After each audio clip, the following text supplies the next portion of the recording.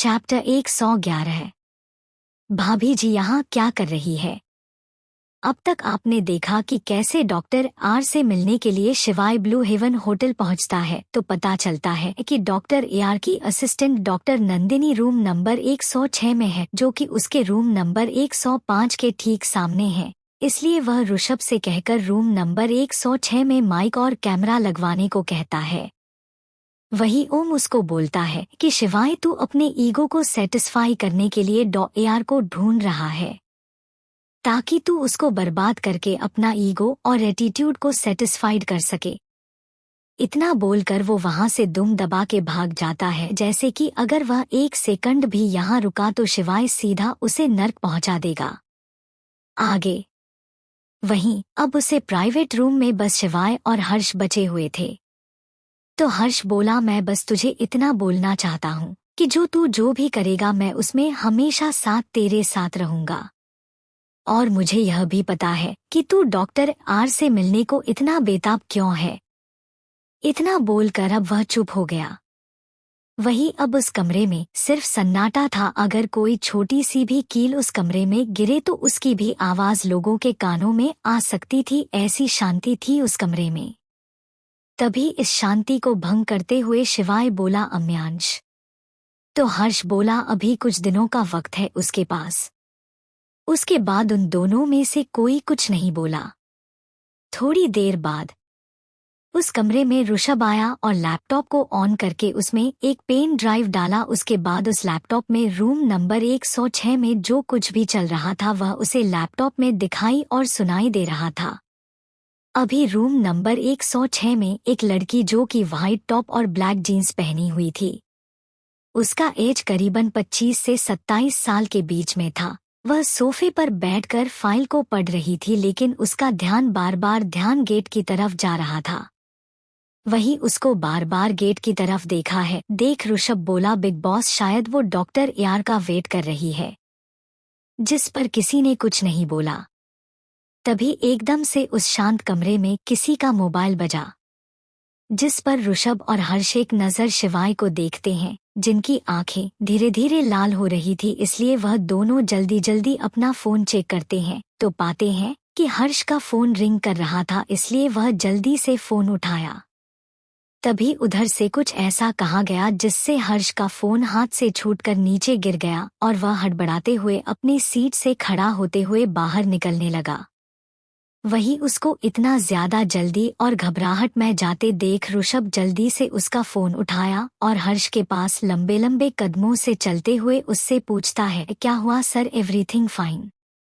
और फिर वह उसका फोन उसको हाथों में दे देता है, जिस पर हर्ष अपना फोन को लेकर बोलता है, यस एवरीथिंग फाइन, बस मुझे थोड़ा काम है इसलिए निकलना पड़ेगा। और फिर वह वहां से निकल गया। उसके जाने के बाद ऋषभ आकर शिवाय के पास खड़ा हो जाता है। वही शिवाय बिना इमोशंस के लैपटॉप पर चल रहे फुटेज को देख रहा था। तभी उसका ध्यान एकदम से रूम नंबर 106 के गेट पर जाता है, जहां से 4 लोग एटीट्यूड से अंदर आते हैं। और सबसे ज्यादा हैरान वो उस लड़की को देखकर होता है, जो कि उन चारों में अकेली लड़की थी, क्योंकि वह उस लड़की को अच्छी तरह पहचानता था कि ये लड़की कौन है। वही ऋषभ, उसका भी ध्यान लैपटॉप पर था। जब उसने लैपटॉप पर उस लड़की को देखा तो उसके मुंह से अचानक ही निकल गया, भाभी जी यहाँ पर क्या कर रही है? तभी उसका ध्यान शिवाय पर जाता है, लेकिन शिवाय फिर से पहले की तरह एक्सप्रेशन लेस चेहरे के साथ लैपटॉप को देख रहा था। उसे देखकर बिल्कुल नहीं लग रहा था कि वह अभी एक सेकंड पहले हैरान था। वही रूम नंबर 106 में आरवी के तीनों दोस्त अनय, ऋषित और मयंक जाकर रूम में लगे सोफे पर बैठ जाते हैं। वही आरवी जाकर एक सिंगल सोफे पर किसी महारानी की तरह बैठ जाती है। वही डॉक्टर नंदिनी जब आरवी को देखती हैं तो वह तुरंत ही अपने फाइल को बंद कर देती है और फिर उठकर आरवी के पास जाकर तुरंत उसे हग कर लेती है। वही आरवी, जो कि सोफे पर बैठी हुई थी, इस तरह हग करने से वह थोड़ा अनकंफर्टेबल हो गई, लेकिन उसने कुछ नहीं बोला। तभी उसका ध्यान फाइल पर रख पेन पर जाता है, जिसे देखकर उसकी भवें सिकुड़ जाती है। इसलिए वह तुरंत ही डॉक्टर नंदिनी को अपने ऊपर से हटाते हुए बोली, यह क्या कर रही है डॉक्टर नंदिनी आप? मैं आपकी कोई बॉयफ्रेंड नहीं हूँ जिससे आप चिपक रही हैं। वही उसकी बात सुनकर उसके तीनों दोस्त के साथ साथ डॉक्टर नंदिनी भी हैरान हो जाती है कि आज डॉक्टर यार को क्या हुआ है कि वह इस तरह से बिहेव कर रही है। डॉ नंदिनी कुछ कहती उससे पहले ही आरवी थोड़ा पीछे हटते हुए बोली, डॉ नंदिनी आप चाहती है कि हमारा रिश्ता अच्छा हो जाए तो मुझे डॉक्टर यार से मिलवा दीजिए। मैं उनकी बहुत बड़ी फैन हूँ। मैं उनसे मिलकर उनका ऑटोग्राफ और साथ साथ एक सेल्फी भी लूंगी जिससे मैं अपने बहनों को दिखाकर चिढ़ाऊंगी। वही डॉक्टर यार को नॉन स्टॉप बोलते देखे डॉक्टर नंदिनी हैरान रह गई क्योंकि डॉक्टर यार कभी भी इतनी ज्यादा नहीं बोलती थी। वह एक कम बोलने वाली लड़की थी और साथ में वह डॉक्टर नंदिनी की फ्रेंड भी थी क्योंकि डॉक्टर नंदिनी ने डॉक्टर यार की मदद की थी जिसे हम बाद में जानेंगे। तभी आरवी अपनी बात को आगे बढ़ाते हुए बोली, क्या हुआ डॉक्टर नंदिनी आप कहाँ खो गई? आपने मुझसे प्रॉमिस किया था कि आप मुझे डॉक्टर यार से मिलवाएगी तो फिर क्या हुआ आपका प्रॉमिस का? वह प्रॉमिस शब्द पर जोर डालते हुए बोलती है जिसे सुनकर डॉक्टर नंदिनी को थोड़ा थोड़ा माजरा समझ में आने लगा, इसलिए वह भी आरवी के एक्टिंग में शामिल होते हुए बोली, I am sorry miss Aarvi कि मैं आपको डॉक्टर आर से नहीं मिलवा पाई क्योंकि लास्ट मोमेंट पर मुझे उनका मैसेज आया कि वह आज इस होटल में नहीं आ रही है। उन्हें कुछ इमरजेंसी आ गई थी, इसलिए यह बात मैं आपको नहीं बता पाई। लेकिन आपने जो मेरी मदद की है उसके लिए मैं जरूर आपको डॉक्टर आर से मिलवा दूंगी, लेकिन आज नहीं।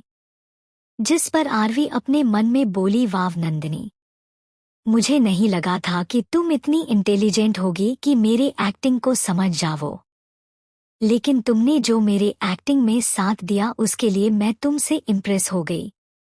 और फिर बोली, ठीक है डॉक्टर नंदिनी, मैं आपकी बात को फिलहाल के लिए समझ जाती हूँ कि डॉक्टर आर को कोई इमरजेंसी आ गई होगी इसलिए वह चली गई होगी। लेकिन आप यह बात याद रखिएगा कि मैंने आप पर एहसान किया था जिसके बदले आपने मुझे प्रॉमिस किया था कि आप डॉक्टर आर से मुझे मिलवाएगी, इसलिए आप अपने प्रॉमिस को भूलिएगा नहीं। अभी फिलहाल के लिए मैं चलती हूँ। इतना बोलकर वह उस रूम से निकल गई और साथ साथ उसके तीनों दोस्त भी। वहीं उसके जाने के बाद डॉक्टर नंदिनी धराम से सोफे पर बैठ गई और फिर अपने आंखों को बंद कर सोफे पर टिकाकर अपने मन में बोली, ऐसा क्या हुआ कि डॉक्टर आर इस कमरे में आई और बिना मुझसे मिले और बातें किया यहाँ से चली भी गई? और उन्होंने क्यों बोला कि उन्हें डॉक्टर आर से मिलना है जबकि वह खुद डॉक्टर आर है? यह मुझे समझ में नहीं आया। तभी उसे कुछ याद आने लगता है कि थोड़ी देर पहले उसने फाइल पर साइन करने के लिए पेन की जरूरत पड़ी थी, लेकिन उसका पेन घर पर ही छूट गया था, इसलिए वह किसी को कॉल करके पेन मंगवाई और थोड़ी देर बाद एक वेटर आकर उसे पेन देता है और वह पेन लेकर बिना कुछ सोचे समझे उस पेन से अपने फाइल पर साइन करने लगती है। यह सब सोच सोचकर उसकी आंखें तुरंत खुल गई और वह टेबल पर रखे फाइल के ऊपर पेन को देखती है, लेकिन वह वहां से हिलती डुलती नहीं है। और फिर वह तुरंत ही अपने फोन पर एक मैसेज लिखकर डॉक्टर आर को सेंड कर देती है। Chapter 112 Aarvi honour blue heaven hotel. वही आरवी रूम नंबर 106 से निकलकर लिफ्ट में जाकर 4th फ्लोर का बटन प्रेस करती है। वही उसको 4th फ्लोर का बटन प्रेस करते देख मयंक हैरान हो गया और वह अपनी आंखों ही आंखों ऋषित से बोला, आज बॉस को क्या हुआ है? आज पहली बार वह अपने प्राइवेट फ्लोर के बटन प्रेस कर रही है जो इस होटल के ओनर का है। क्या आज वो अपना आइडेंटिटी रिवील करने का सोच रही है? आज से पहले कभी भी बॉस ने अपने ऑनर वाले रूप में इस फ्लोर पर नहीं आई थी, यहाँ तक कि अपने ऑनर वाले रूप में इस होटल में भी नहीं आई। वही उसकी बातों को समझकर ऋषित भी आंखों ही आंखों बोला, जो चल रहा है उसे चुपचाप देखते जाओ। तुमने देखा ना रूम नंबर 106 में बॉस किस तरह से बिहेव कर रही थी, जरूर कुछ गड़बड़ था उस रूम में। वही उसकी बात समझकर मयंक भी चुप हो गया। थोड़ी देर बाद वो चारों 4th फ्लोर पर थे और आरवी अपने लंबे लंबे कदमों से आगे बढ़ने लगी। यह पूरा फ्लोर खाली था क्योंकि इस फ्लोर पर सिर्फ ब्लू हेवन होटल के ओनर ही आ सकते थे, जो कोई और नहीं आरवी ही थी। वही आरवी जल्दी से एक रूम में घुसी और तुरंत उस रूम के सारे सामान को तोड़ फोड़ करने लगी। वही उसको तोड़ फोड़ करता देख अनय, मयंक और ऋषित को कुछ समझ नहीं आता, लेकिन वह चुपचाप एक कोने में खड़े हो गए क्योंकि वह नहीं चाहते थे कि उनके बॉस का गुस्सा उन पर उतर जाए। आधे घंटे बाद आरवी का गुस्सा थोड़ा थोड़ा शांत हुआ, लेकिन उसकी आंखें अभी भी लाल थी और वह इस लाल आंखों से ही उन तीनों लड़कों की तरफ देखती हैं, जिसे देखकर वह तीनों घबरा गए। तभी आरवी बोली, रूम नंबर 106 में कौन पेन लेकर लाया जिसमें कैमरा और माइक लगा था, पता करो। वही उसको इतना बोलते ही ऋषभ जल्दी से कमरे से निकल गया। तभी आरवी फिर से बोली, हमारे होटल के कंप्यूटर सिस्टम को किसी ने हैक किया है, और हैक करने वाला इंसान कोई आम इंसान नहीं है। उसके बारे में भी पता करो, आखिर कौन है जो हमसे पंगा लेना चाहता है। तो अनय भी उस कमरे से निकल गया। अब बचा था मयंक। तभी मयंक डरते डरते बोला, बॉस, हमारे कंप्यूटर सिस्टम को कोई हैक कैसे कर सकता है, क्योंकि इस सिस्टम को तो आपने खुद बनाया है। जिस पर आरवी घूरकर एक बार मयंक को देखती है और फिर बोलती है, अभी मैंने कंप्यूटर सिस्टम में पूरी तरह का कंप्लीट डिवाइस नहीं लगाया था, जिसके वजह से वह हैक हो गया। लेकिन बिना कंप्लीट डिवाइस के भी हमारा कंप्यूटर सिस्टम काफी स्ट्रांग और पावरफुल था, जिसे कोई नॉर्मल इंसान हैक नहीं कर सकता। जिस पर मयंक बोला, यह बात तो समझ में आ गई, लेकिन आपको कैसे पता चला कि रूम नंबर 106 में कैमरा और माइक लगाया गया है। जिस पर आरवी बोली, जब हम कमरे में पहुंचे और नंदिनी आकर मेरे गले लगी, तब मेरा ध्यान उसके फाइल पर रख पेन पर गया और उसी पेन के अंदर माइक और कैमरा लगा था, जिसके वजह से कोई बाहर का इंसान हमारी बातें सुन और देख सकता था। इतना बोलकर वो चुप हो गई। इधर रूम नंबर 105 में पूरा रूम का सामान इधर उधर फैला हुआ था और बहुत सारी कांच टूटकर जमीन पर फैली हुई थी, जैसे इस रूम में किसी ने थोड़े ही दर में तोड़ फोड़ करके इस लग्जरी रूम को एक कबाड़ा वाला रूम बना दिया गया हो। और पूरे रूम में अंधेरा छाया हुआ था। पूरे कमरे की लाइट ऑफ थी और इसी अंधेरे में एक इंसान सोफे पर अपने सर को टिका कर बैठा हुआ था और उसके हथेलियां से खून की धारा बह रहा था। वही उसके सामने एक और लड़का डरे सहमे उस सोफे पर बैठे लड़के को देख रहा था। जब उससे नहीं रहा गया तो वह बोला, बिग बॉस। तभी वह लड़का जो सोफे पर सर टिका कर बैठे हुए था, वह बोला, you have to one day to find डॉय आर। और वह तुरंत उठकर उस कमरे से निकल गया। उसके कमरे से निकलने के बाद ऋषभ बोला, भाभी जी रूम नंबर 106 में क्या कर रही थी, क्या वो डॉक्टर आर को जानती है? अगर वह जानती है तो मैं उनसे पूछ सकता हूँ डॉक्टर आर के बारे में। तभी उसे ख्याल आया कि आरवी ने डॉक्टर नंदिनी से बोला था उसे डॉक्टर आर से मिलाने के लिए, इसलिए वह खुद से बोला, नहीं भाभी जी, डॉक्टर आर को नहीं जानती होगी, वह तो खुद यहाँ पर डॉक्टर आर से मिलने आई थी डॉक्टर नंदिनी की हेल्प लेकर।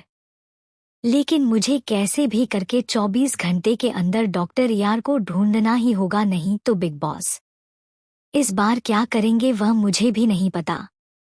इतना बोलकर वो भी उस कमरे से निकल गया। चैप्टर 113 अम्यांश के बॉडी अंदर केमिकल। इधर शिवाय उस होटल से निकलकर अभी कार में बैठने ही वाला था, तभी उसका फोन रिंग हुआ। उसने फोन उठाकर जैसे ही कान पर लगाया, उधर से एक मर्दाना आवाज आई, मिस्टर शिवाय राजपूत, अगर आप अभी फ्री हो तो कृपया करके आर हॉस्पिटल आ जाए, क्योंकि यहाँ पर अम्यांश एडमिट है। इतना बोलकर फोन कट हो गया। वहीं शिवाय बिना एक्सप्रेशन के कार के अंदर बैठ जाता है। तभी ऋषभ जाकर कार को स्टार्ट करके आर हॉस्पिटल की तरफ बढ़ जाता है। Are hospital. एक वार्ड के बाहर इमरजेंसी लाइट जल रही थी, शायद वह इमरजेंसी वार्ड था।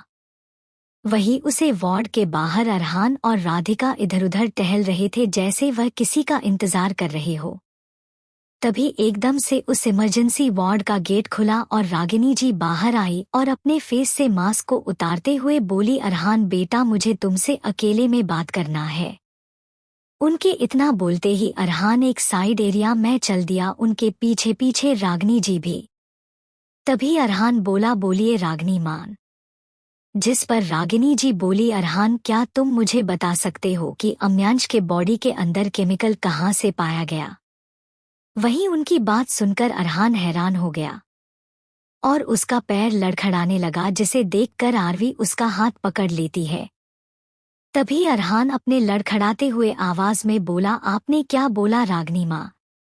जिस पर रागिनी जी बोली, एक मिनट, तुम्हें यह बात नहीं पता कि अम्यांश के बॉडी के अंदर केमिकल है जिसे निकालना बहुत जरूरी है, और उसके अंदर जो केमिकल है उसे निकालने के लिए बहुत बड़ी डॉक्टर की जरूरत पड़ने वाली है, क्योंकि केमिकल को बॉडी से निकलने के लिए शायद ऑपरेशन भी करना पड़ सके।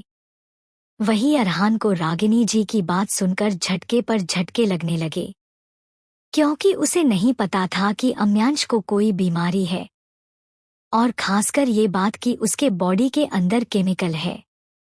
तभी वह खुद को संभालते हुए बोला, क्या अभी वह ठीक है? जिस पर रागिनी जी कुछ वक्त रुककर बोली, नहीं, अभी वह होश में नहीं आया है। जिस पर अरहान बोला, कितने वक्त में वह होश में आएगा? रागिनी जी बोली, कुछ कहा नहीं जा सकता, शायद अभी होश में आ जाए, 1 घंटे बाद आए, या फिर कभी भी उसे होश ही ना आए। तभी उनके पीछे से एक रौबदार आवाज सुनाई दी, आप अपने नाकामी को बहाने देखकर नहीं छुपा सकती है मिसेज रायचंद। वहीं जब उन्होंने पीछे मुड़कर देखा तो शिवाय अपने दोनों हाथों को पॉकेट में डालकर एटीट्यूड में चलते हुए उन्हीं के पास आ रहा था। वहीं शिवाय को अपनी ओर आता देख रागिनी जी डर गई। उन्हें नहीं पता था कि शिवाय ही एसआर है, लेकिन उन्हें हमेशा से ही शिवाय से डर लगता है, क्योंकि वह किसी से बात नहीं करता और उसके आवाज में एक अलग ही कोल्डनेस झलकता था जिससे कोई भी इंसान डर जाए।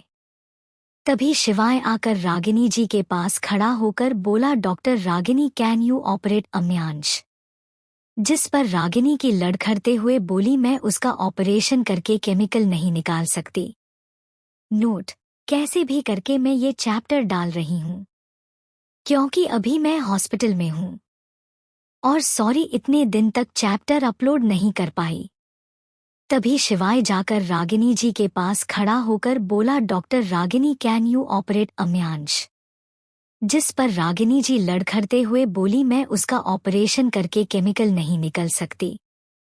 जिस पर शिवाय अपने सर्द आवाज में बोला, तो फिर आप डॉक्टर किस काम की? एक काम करिए, आप आज ही डॉक्टर का लाइसेंस रद्द करवा दीजिए।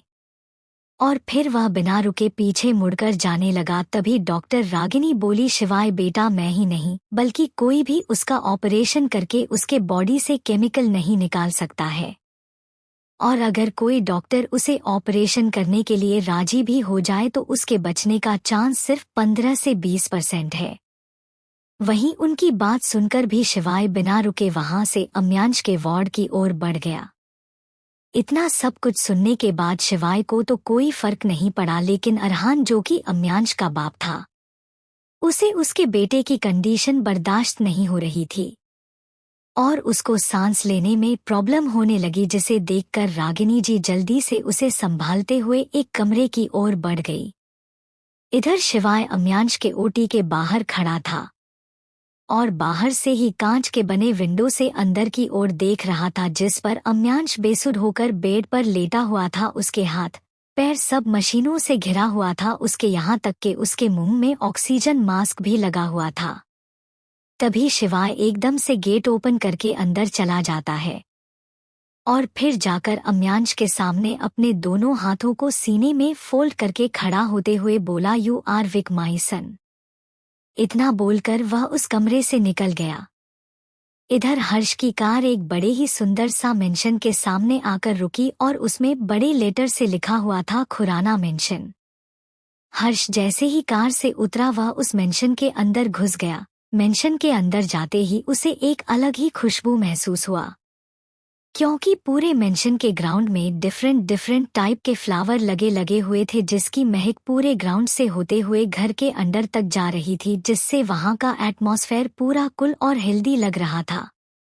वही हर्ष अपने लंबे लंबे कदमों से जल्दी से ग्राउंड से होते हुए घर के अंदर गया। तभी उसे कुछ टूटने की आवाज आई, जिसे सुनकर वह जल्दी से अपनी नजरों को उठाकर देखा है तो पाता है कि एक लड़की जिसकी उम्र करीब 19-20 साल की होगी, वह हाल में रखे कांच के शोपीस पर अपना हाथ मार देती है, जिससे वह कांच का शोपीस टूट जाता है। उसी का आवाज हर्ष के कानों में गया था। चैप्टर 114 6 भाइयों की इकलौती जान। वही वह लड़की जब हर्ष को देखती है तो वह वहीं पर बैठकर सुबकने लगती है। वहीं उसके सुबकते ही एक औरत जिसकी उम्र करीब 55 साल की होगी, वह जल्दी से आगे आई और घुटनों के बल बैठकर उसे लड़की के आंखों से आंसू को पोंछते हुए बोली, निकिता बेटी क्यों रो रही हो? बताओ क्या हुआ है तुम्हारे साथ? वही उसे औरत की आवाज सुनकर वह लड़की जल्दी से उसे औरत से लिपटकर जोर जोर से रोने लगी। वही वह औरत उस लड़की को चुप कराने में बिजी थी। तभी उसके कंधे पर एक आदमी ने हाथ रखा और बोला, अंजलि जी, प्लीज पहले आप आराम से खड़ी होकर सोफे पर बैठकर बात कीजिए। वही जब उस औरत ने उस आदमी की आवाज सुनी तब जाकर उसे ध्यान आया कि वह अभी जमीन पर ही बैठकर निकिता को चुप करवाए जा रही है, इसलिए वह तुरंत निकिता को लेकर खड़ी हुई और पास में रखे सोफे पर बैठ गई। वही वह आदमी बस चुपचाप उस औरत और उस लड़की को देख रहा था। अभी किसी का भी ध्यान हर्ष पर नहीं गया था सिवाय निकिता का। वही हर्ष जब उस आदमी के हाथों को देखता है तो उसकी आंखें लाल हो गई और वह तुरंत भागते हुए उसे आदमी के पास आया और बोला, डैड यह आपके हाथों को क्या हुआ? तब जाकर अंजलि जी का ध्यान उसे आदमी के हाथों पर गया, जिसे वह तुरंत ही निकिता को सोफे पर छोड़कर खड़े होते हुए जल्दी से उसे आदमी के पास आई और बोली, विक्रांत यह आपके हाथों में चोट कैसे लगी और आपके हाथों से खून क्यों निकल रहा है? और फिर जल्दी से वहां से मुड़कर सीढ़ियों के ऊपर जाने लगी। तभी उनके कानों में हर्ष की सर्द आवाज गई, बस करिए मिसेस खुराना, और आप कितना दिखावा करेगी कि आपको अपने पति से प्यार है? जब तक मैं नहीं आया था तब तक तो आपको यह भी ध्यान नहीं रहा कि आपके पति के हाथों में चोट लगी है, जिससे बहुत ज्यादा खून निकल रहा है। आपको बस अपनी प्यारी बेटी की फिक्र है। और फिर वह अपने हाथों से निकिता की तरफ इशारा करता है। वहीं उसके ताने सुनकर अंजलि जी की आंखों में आंसू आ गया, लेकिन उन्होंने बखूबी अपने आंसू को छुपाए जल्दी से सीढ़ियों से होते हुए अपने कमरे में गई और जल्दी से मेडिकल किट लाकर विक्रांत जी को सोफे पर बैठाते हुए बोली, आपने एक बार भी जरूरी नहीं समझा मुझे बताना कि आपके हाथों पर चोट लगी है? जिस पर विक्रांत जी बोले, अंजलि जी चिंता मत कीजिए, मुझे कुछ नहीं हुआ है। वह तो गलती से इतना कहते कहते वो चुप हो गए क्योंकि उनका ध्यान हर्ष की लाल आंखों पर गया। तभी हर्ष अंजलि जी से मेडिकल किट लेकर विक्रांत जी के हाथों पर पट्टी करते हुए बोला, क्या गलती से डैड? वही जब निकिता ने हर्ष को यह पूछते हुए सुना तो वह डर गई और वो फिर धीरे धीरे सोफे से खिसकते हुए कोने में जाकर रोने लगी। वही उसको रोते देखा विक्रांत जी बोले, जब मैं कमरे में था तो किसी ने मेरे पास फोन किया था कि प्रोजेक्ट में कुछ गड़बड़ है, जिसके कारण मैं गुस्से में आकर अपने हाथों को दीवार पर दे मारा, जिससे यह खून निकलने लगा। वही उनके एक्सप्लेनेशन सुनने के बाद भी हर्ष को विश्वास नहीं हुआ कि वह सच बोल रही हैं, इसलिए वह घूरकर निकिता की ओर देखा है। लेकिन फिर वह बिना कुछ बोले उस मेंशन के बाहर की ओर जाने लगा। तभी विक्रांत जी बोले, हर्ष क्या तुम मेरे लिए कुछ कर सकते हो? जिस पर हर्ष के चलते कदम रुक गए और पीछे मुड़कर बोला, स्पीक डैड। जिस पर विक्रांत जी बोले, क्या तुम निकिता का एडमिशन अपने कॉलेज में करवा सकते हो? वही विक्रांत जी की बात सुनकर निकिता, जो अब तक सोफे पर बैठकर रो रही थी, वह एकदम से शांत होकर हर्ष की ओर देखने लगी। तभी एकदम से हर्ष बोला, क्या उसके पास इतना कैपेबिलिटी नहीं है कि वह एसपी कॉलेज का एंट्रेंस देकर उसे कॉलेज में जा सके? जिस पर निकिता धीरे से अपने कदमों से बढ़ते हुए विक्रांत जी और अंजलि जी के पास आई और अपने मीठी आवाज में बोली, भाई मैंने उसका एंट्रेंस एग्जाम दिया था, लेकिन मेरा 5 मार्क्स से उस कॉलेज का एंट्रेंस नहीं निकल पाया। क्या आप मेरी हेल्प कर सकते हो उस कॉलेज में एडमिशन लेने के लिए? जिस पर हर्ष बिना इमोशन के बोला, नहीं, मैं कोई हेल्प नहीं कर सकता। तो निकिता फिर से अपनी मीठी आवाज में बोली, प्लीज भाई। जिस पर हर्ष अपने दोनों हाथों की मुठिया और आंखों को बंद करते हुए बोला, नहीं हूं तुम्हारा भाई, और बार बार मुझे भाई कहना बंद कर दो। और वह बिना कुछ कहे मेंशन से बाहर निकल जाता है। वहीं निकिता रोने लगी और अंजलि जी उसे शांत करवाते हुए बोले, चुप हो जा बच्चा, रोते नहीं। मैं आपके दूसरे भाई से बोलती हूँ आपका एडमिशन एसपी कॉलेज में करवाने के लिए। जिस पर निकिता आस भरी नजरों से अंजलि जी की ओर देखते हुए बोली, आप सच बोल रही है मॉम। जिस पर अंजलि जी बोली, मैं झूठ क्यों बोलूंगी, आखिर तुम खुराना अंपायर की इकलौती प्रिंसेस हो। तुम जो चाहे वही होगा इस पूरे अंपायर में। लेकिन एक बात याद रखना, कभी भी गलत काम मत करना, नहीं तो मैं कभी भी तुम्हारा सपोर्ट नहीं कर पाऊंगी। तभी विक्रांत जी बोले, क्या यह सही होगा कि हम अपने बैकग्राउंड का यूज करके निकिता को एसपी कॉलेज में एडमिशन करवाएं? क्योंकि वहां पर बच्चे अपने टैलेंट के दम पर जाते हैं, ना कि रिकमेंडेशन के दम पर। वहीं उनकी बात सुनकर निकिता अपना सर नीचे करके धीमी आवाज में बोली, ओके डैड, मैं किसी और कॉलेज में एडमिशन ले लूंगी। इतना कहकर वो दौड़ते हुए सीढ़ियों से अपने कमरे की ओर भाग गई। उसके जाने के बाद अंजलि जी घूरते हुए भी विक्रांत जी से बोली, पहले आपने उसका रिकमेंडेशन देने से मना किया एसपी कॉलेज के लिए, और जब मैं अब अपने बेटों से बात करने जा रही हूँ उसका एडमिशन के लिए, तो आप मुझे रोक रहे हैं। अरे निकिता इस खानदान की इकलौती प्रिंसेस है, आपकी इकलौती बेटी और अपने 6 भाइयों की इकलौती जान है।